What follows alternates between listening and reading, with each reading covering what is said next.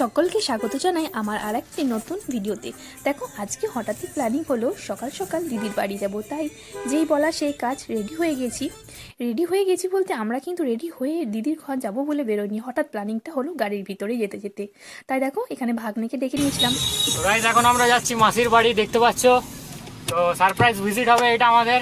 আমাকে এরা ঘুম থেকে তুলে নিয়ে এসছে, সকাল সকাল কলেজ ক্যান্সেল করালো। তো চলো আমরা তো তুলে নিয়েছি দেবমকে, তারপরে পেট্রোল পাম্পে ভরে নিলাম তেল ভরে নিয়ে এবারে দিদির বাড়ির রাস্তার দিকে যাব।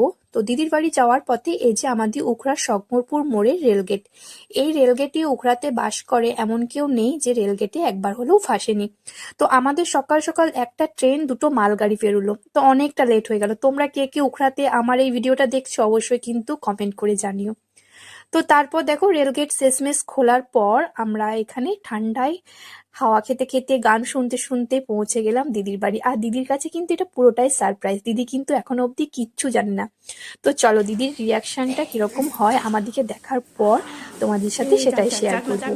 ভিডিওটা শেষ অবধি দেখতে থাকো।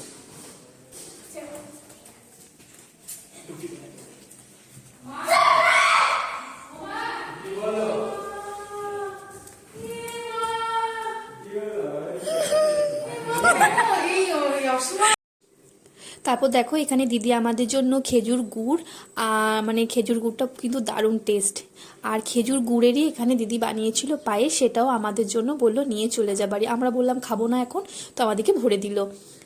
তার মধ্যে রয়েছে কেক আর গাছের খেজুর গুড়।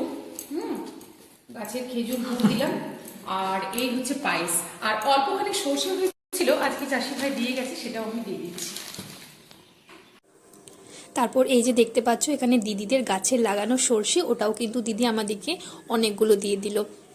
তো চলো এবারে কিন্তু সব শেষমেশ বাড়ি যাওয়ার পালা। তো আমরা এবারে বাড়ি যাচ্ছি। চলো ভিডিওটা কেমন লাগলো কমেন্ট করে জানিও, ভালো লাগলে লাইক শেয়ার করে দিও। টাটা, দেখা হবে নেক্সট